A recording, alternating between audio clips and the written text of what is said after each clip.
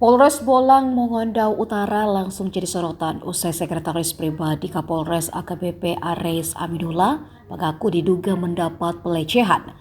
Bribda DS, polwan yang bertugas di Polres Bolang Mongondo Utara itu, mengaku dilecehkan pada Agustus 2022 lalu. Bribda DS awalnya mengaku diminta untuk menghadap Kapolres di ruangannya. Kapolres kemudian basa-basi menanyakan soal keseharian korban di Kabupaten Bolbut. Kemudian korban diminta untuk duduk di depan atasannya itu.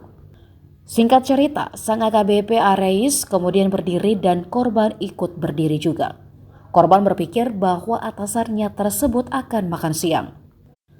Tapi tiba-tiba perwira dua bunga tersebut memeluk korban dan menunjuk beberapa bagian badan korban sambil mengatakan bahwa masih berlemak. Dilansir dari tribunbolmut.com, korban mengatakan sudah tak nyaman bekerja selama 8 bulan karena perilaku atasannya tersebut.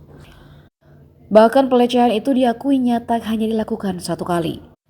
Bribda DS pun terpaksa menghindar setiap kali dipanggil lagi, sebab takut kejadian tersebut akan kembali dilakukan Kapolres. Mantan Sespri itu lantas melaporkan Kapolres atas tuduhan pelecehan seksual.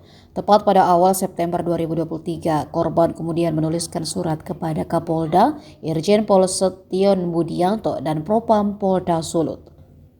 Dalam surat tersebut, korban menceritakan semua kejadian yang dialaminya selama bertugas di Polres Bolbut. Sementara itu, dilansir dari tribunmanado.co.id, AKBP Areis Aminullah saat dikonfirmasi via WhatsApp belum memberikan tanggapannya.